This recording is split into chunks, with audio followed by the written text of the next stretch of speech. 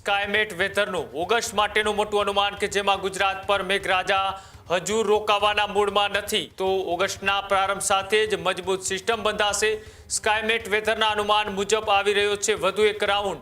ચાહે દક્ષિણ ગુજરાત હોય, દક્ષિણ સૌરાષ્ટ્ર હોય, ઉત્તર સૌરાષ્ટ્ર હોય, મધ્ય ગુજરાત હોય, ઉત્તર ગુજરાત હોય, આ તમામ વિસ્તારો અને કચ્છનો અડધો ભાગ હોય, તો જુઓ એક જ દિવસમાં આ સિસ્ટમ ગુજરાત પરથી વિખેરાઈ રહી છે. અને આ જ વાત હું કહી રહ્યો હતો આની પહેલાના રિપોર્ટમાં. ક્યાંક ક્યાંક સામાન્યથી હળવો વરસાદ પડે, પણ ઘણા બધા વિસ્તાર એવા હશે જ્યાં મધ્યમથી વધારે માત્રામાં વરસાદ પડશે. 29મીએ ગુજરાતનો લગભગ 80% નકશો છે કોરો જોઈ શકાય છે. જેમ આજે 27મી જુલાઈ સ્થિતિ છે, એ સ્થિતિ 1 ઓગસ્ટે જોવા મળે છે. અને સૌથી વધારે વરસાદ મધ્ય ગુજરાત, ઉત્તર સૌરાષ્ટ્ર અને ઉત્તર ગુજરાતમાં દેખાઈ રહ્યો છે. દક્ષિણ ગુજરાતમાં પણ આ ઘેરો ભાગ એવી આગાહી કરી રહ્યો છે કે ત્યાં ભારેથી અતિ ભારે વરસાદ પડી શકે છે.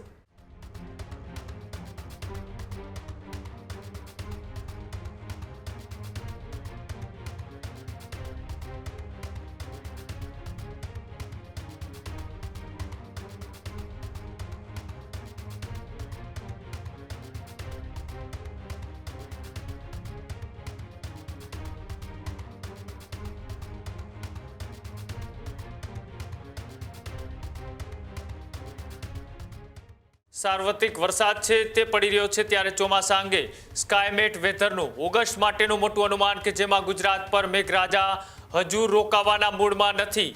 જુલાઈમાં હજુ 2 દિવસ રહી શકે છે વરસાદી માહોલ. જુલાઈના બાકીના 2 દિવસ કદાચ કોરા કટ રહી શકે છે, તો ઓગસ્ટના પ્રારંભ સાથે જ મજબૂત સિસ્ટમ બંધાશે.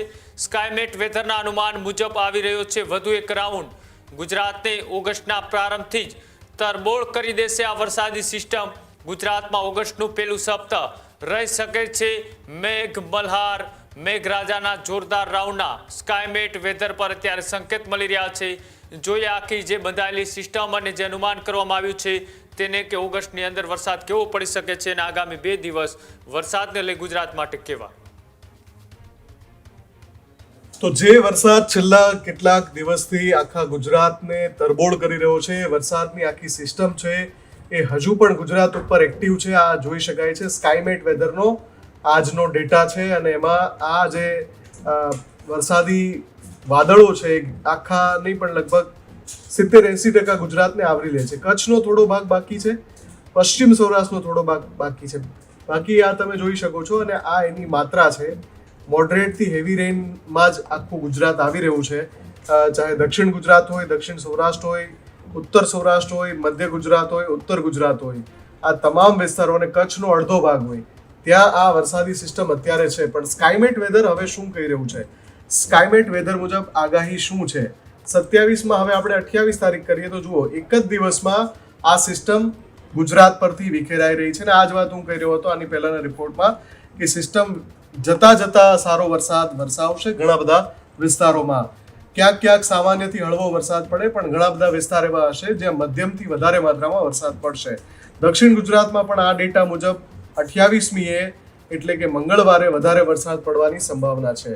પણ જેવા આપણે 29મી તારીખમાં પહોંચીએ છીએ તો શું થાય છે? 29મીએ ગુજરાતનો લગભગ 80% નકશો છે કોરો જોઈ શકાય છે. નો રેન અહીંયા લખ્યું છે 0, એ જ રંગમાં જોઈ શકાય છે. અહીંયા થોડું દક્ષિણ ગુજરાતમાં હળવો વરસાદ દેખાય છે, પણ એ 29મી જુલાઈની વાત છે. આપણે 27મી જુલાઈમાં છીએ. વરસાદની આગાહીમાં આપણે યાદ રાખવું જોઈએ કે દર 24 કલાકે સિસ્ટમ છે એ ફંટાતી હોય છે, સિસ્ટમ વધુ ઘેરી બનતી હોય છે અથવા તો વિખેરાતી હોય છે. એની લાક્ષણિકતા છે. એટલે 28મીએ જ્યારે આપણે પાછો આ ડેટા જોઈશું તો એમાં ફરક હોઈ શકે છે. પણ 27મીએ જ્યારે સ્કાયમેટનું 15 દિવસનું જે અનુમાન છે એ મુજબ આપણે જો જોવા જઈએ તો 30મીએ આખું ગુજરાત કોરું થઈ જાય છે.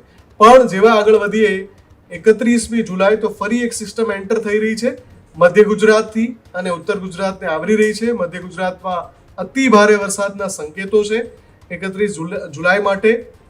1 ઓગસ્ટમાં આપણે એન્ટર થઈએ એટલે ફરી પાછું જેમ આજે 27મી જુલાઈ સ્થિતિ છે એ સ્થિતિ 1 ઓગસ્ટે જોવા મળે છે. એટલે કે જે વાત આપણે અલગ અલગ વેધર એક્સપર્ટ સાથે કરી કે ગુજરાતમાં 31 જુલાઈ કે 1 ઓગસ્ટથી વધુ એક રાઉન્ડ આવી રહ્યો છે. આ વખતે વરસાદનો જે ગેપ છે 1 કે 2 દિવસથી વધારેનો નહીં હોય. બહુ જલ્દી વધુ એક સિસ્ટમ આવશે. સ્કાયમેટના ડેટા અનુસાર પણ એ જ વાત છે.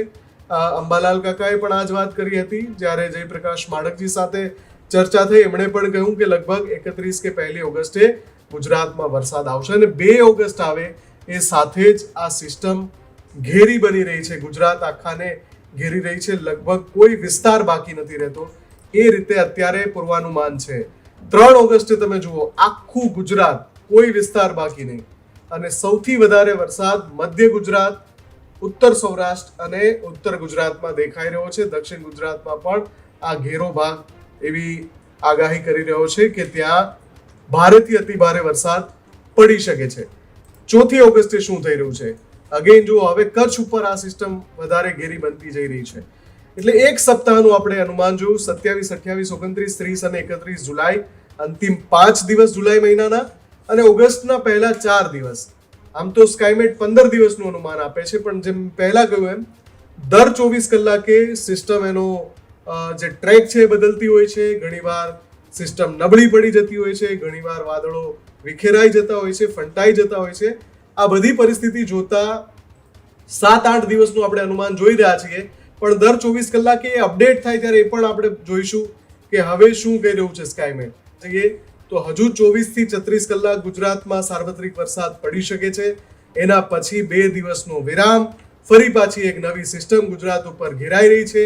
અત્યારે સંકેતો મળી રહ્યા છે કે ઓગસ્ટના પહેલા સપ્તાહમાં જ ફરી એક ધોધમાર વરસાદનો રાઉન્ડ ગુજરાત પર આવશે.